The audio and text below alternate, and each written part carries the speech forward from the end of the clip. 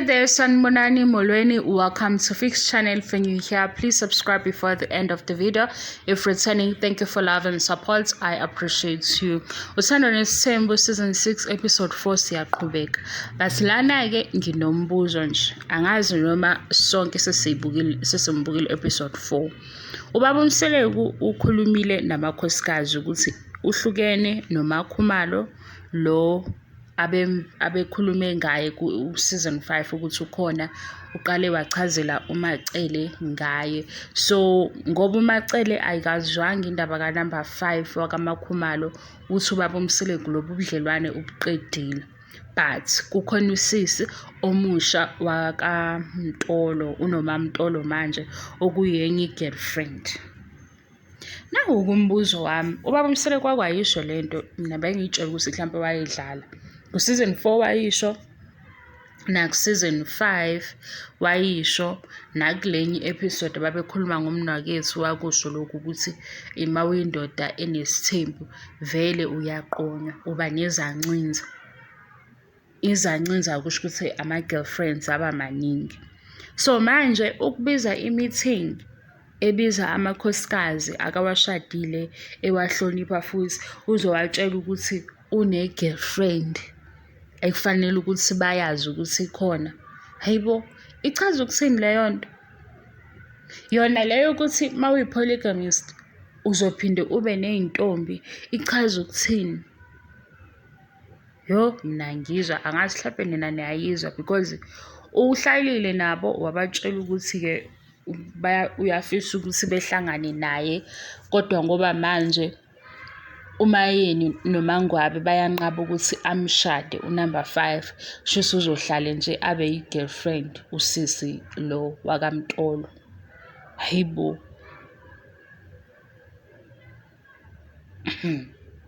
Hayi ngeke Isithembu ke enye indaba olunye uhlobo lomshado mawukuthi ngempela lokhu kuhambisana nesithembu ukuthi ubaba onesithembu akanaye nje uno akanayo i-discipline, because kubukeka kanjalo mayezothi ube noMakhumalo, uMakhumalo umyekile because ubonile ukuthi umamkhulu akayizwisisa indaba yakhe, kodwa futhi ukhona omunye, hhayi ukuthi umuntu omusha. Uyichaza kanjalo uthi lo mamtolo ubevele khona ngoba wakusho ukuthi yena unezancinza. Amakhosikazi awu-4 ney'ngane eziwu-10, amabhizinisi, ama-meetings angapheli, isikhathi sikamamtolo sivelaphi? Yena umamtolo ukhona ngempela yini? Yabo ngoba le ndaba number 5 mina mangakuchazela nje sesiyithatha kude la bayiqale khona. Ngizokwenza futhi lokho because anginqeni, ngiyazi ukuthi le channel yami igcwele abantu abathanda ishow. Ngifuna ukunisusela kude-ke indaba number 5 size sifike nayo la ku season 6. Manje ku episode 1 ku season 6 uthi uMakhumalo lo esimazi u-third wife, lo Makhumalo omusha abamazi owakamazi futhi akakaze abe khona. Why ngizothi uMakhumalo uqinisile? Kunento eyashiwo uMacele kudala kusakhulunywa indaba kaMasawule, uMasawule lo nkosikazi kababa Mseleku owashona singamazi, ngoba uMasawule waye-close noMakhumalo and babe-close kakhulu. Shuthi uMasawule etshela uMakhumalo izinto eziningi indlela engibuka ngayo. Kwaphinde futhi emva kwaMakhumalo kwaba noMangwabe ozoba close noMakhumalo. Wathi uMacele into ayibonayo ngoMakhumalo, shuthi uMakhumalo wazi izintombi zikababa Mseleku before ziba wonkosikazi or before uMseleku abashada laba bayintombi. So mayezothi uMakhumalo lo owusisi wakhe akekho, kungenzeka ukuthi uqinisile. Mawubheka futhi-ke i-behavior yaMakhumalo manje uyabona ukuthi akunzima ukuthi ubaba Mseleku athathe i-girlfriend ayixhumanise noMakhumalo mayikhona. So mayethi uMakhumalo akakaze bekhona lo Makhumalo okukhulunywa ngaye, akakaze simbone ngoba kune-possibility ukuthi yena engambona kuqala. ngoba uMakhumalo manje simbona kuwuye ongathi usondela kakhulu kubaba Mseleku, futhi engathi ubaba Mseleku engamtshela noma yini or engamvezela noma yini indlela ayiyo manje. Nakuba singamazi-ke umama lo wayomngani kaMakhumalo, kodwa ngathi i-behavior le yaMakhumalo iyasondela kulo mama esingambonanga, because uthi u-ready ukubona unumber 5, ayikho into entsha. Futhi ubaba Mseleku kudinga ukuthi ashade manje because uzoba mdala. Kudingakala futhi ukuthi eshade nosisi ono-30 because uzobe esanonkosikazi o-fresh. Usho izinto eziningi uMakhumalo, angazi noma bakwenza ngamabomu yini.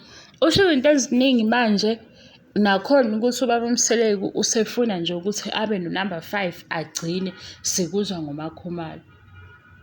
Akakasho ubaba Mseleku ukuthi njengoba ethatha lo number 5 useyavala, ngoba phela usethe manje uMakhumalo umdampile. Uthi uMakhumalo umdampile, lo esingamazi unomamtolo.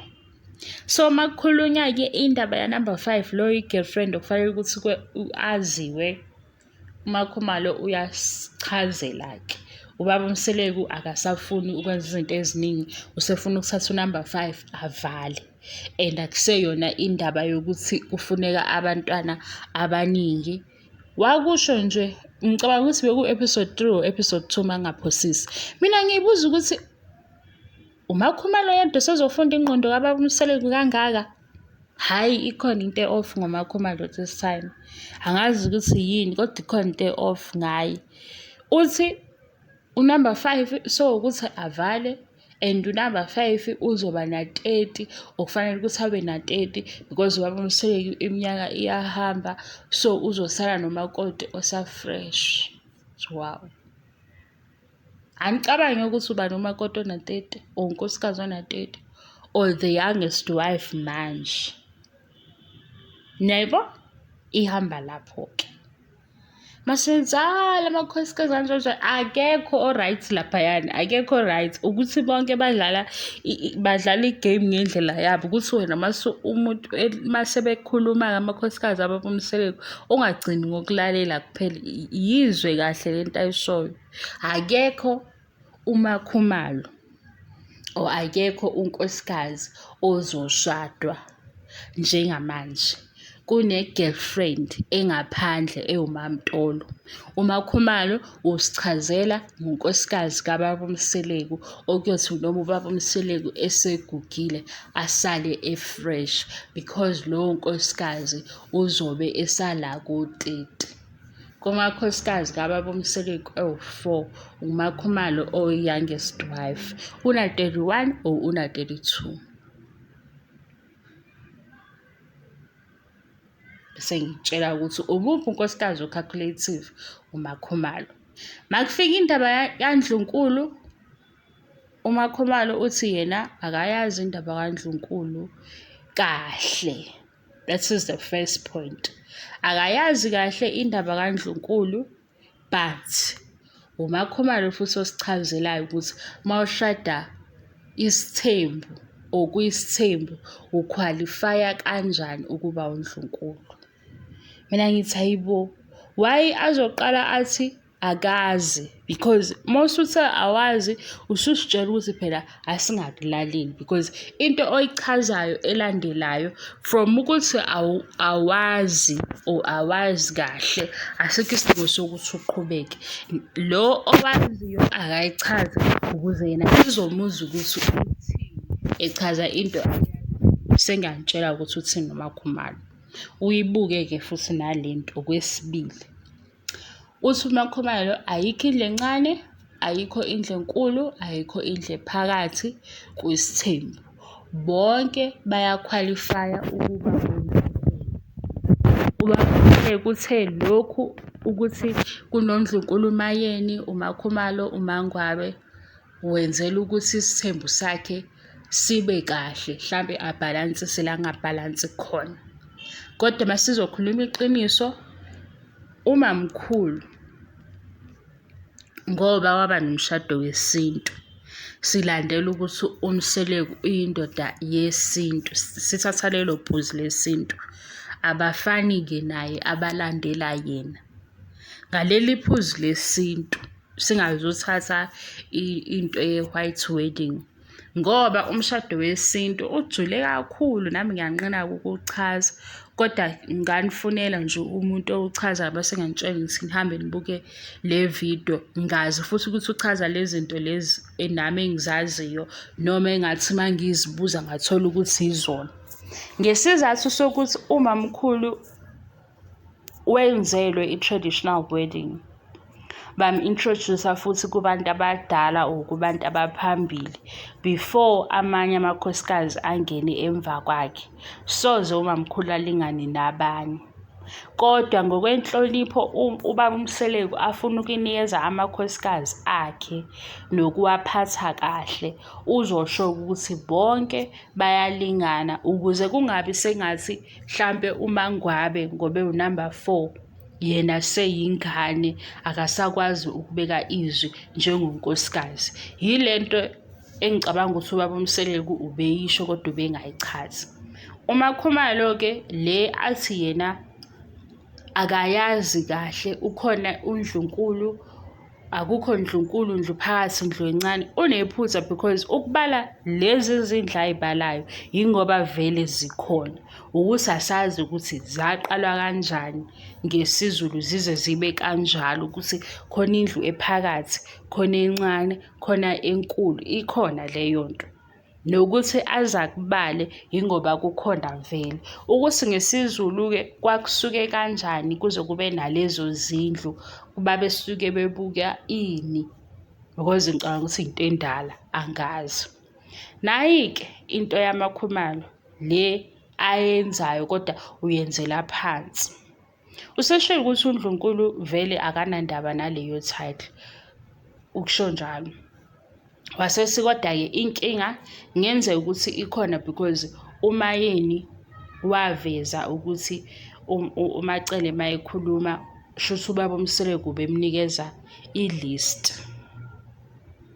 Ngesizathu sokuthi uMakhumalo uthi akanayo indaba akanandaba noNdlunkulu naleyo title, wayezosebenzisa uMayeni ukuthi kunenkinga, akushiye ngaphandle lokhu akubala ngaye.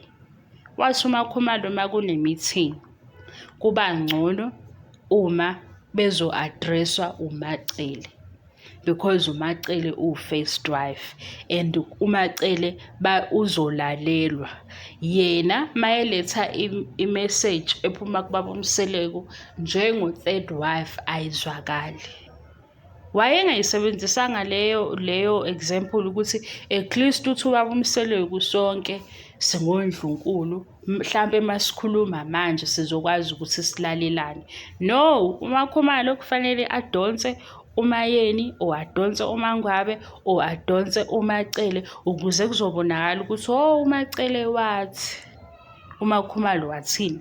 Because ngiyazi kahle leyo nto uMakhumalo ethi yena even i-meeting le egcinile ebizwa umamkhulu uthe nje uthatha ama-instructions, akukho vele okunye azokusho.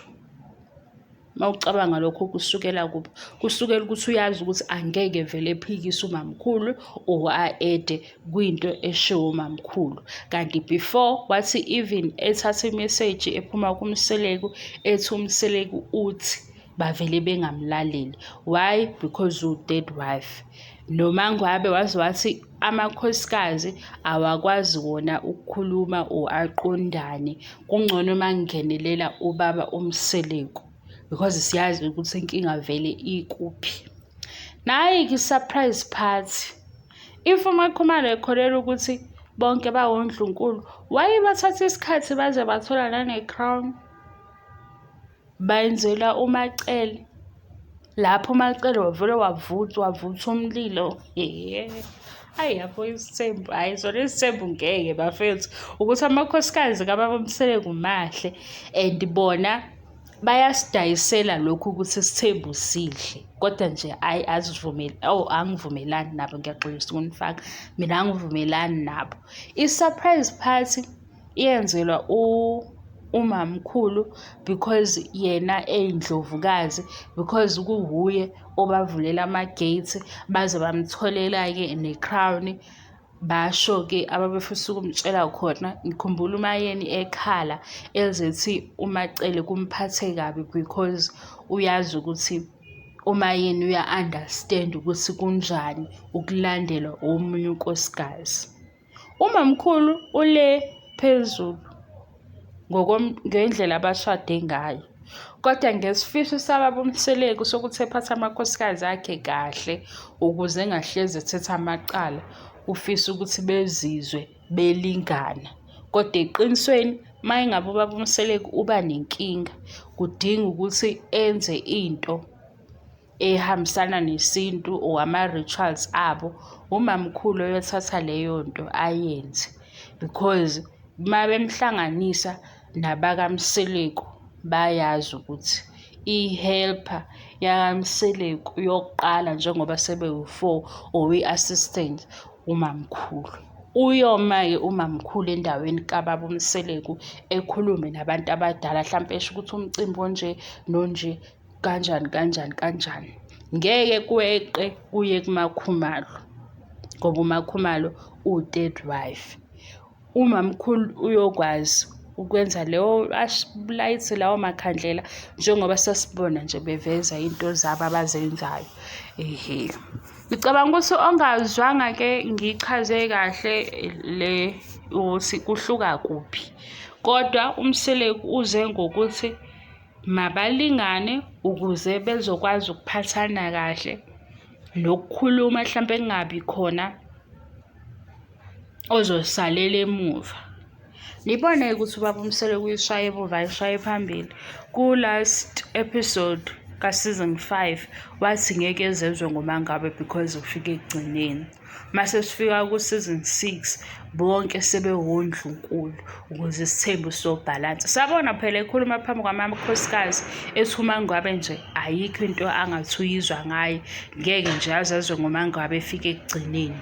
Kuyimanje mayisexolisa akasayibali leyo part because asazange ukuthi if uMangwabe efike ekugcineni kunento ebeke etafuleni ukuthi abayikhulume bonke, why yena engazokuyikhuluma? Ngoba akasiyo ingane, ukhona kwiSithembu as unkosikazi. Kukhona izinto azoyibona ngendlela ehlukile kunoMacele, but ngoba usewu-number 4 usekugcineni uthi uMseleku angeke ngizwe ngoMangwabe nje kubona bonke abantu. Hayi, sizothini? Sibuka i-TV show angithi inathi i-TV show isisidakiwe, asazi noma yile nduku yini le abasikhomba ngayo. Ayingeke bandla, ubaba Mseleku induku yakhe akayishiyi ngani kanti ngoba le nduku ziyahlala emotweni. Hayi induku le, hayi ngeke yazikhulumisa leya nduku. Ya omunye uzothi wezokhuluma kakhulu. Ngibala zonke nje izinto ezenzeke kule show esikhuluma ngayo, ngibala zonke ukuze into engiyichazayo ungabe usucabanga ukuthi hayi phela useyawahubhuza amanga. Fanele ngisho ukuthi ku-season 5 utheni ubaba Mseleku manje ngoba sebewondlunkulu bonke, kodwa sikahamuzwa exolisa kuMangwabe ethi angeke ngizwe ngoMangwabe because ufike ekugcineni. Ngiyaxolisa ukumosha isikhathi senu, ngicela ningangithethisi. Make kodwa wathi ngiyabhora wabhala into eyinhlamba, delete bandla. Thank you so much for your love and support. I love you and appreciate you. Bye bye.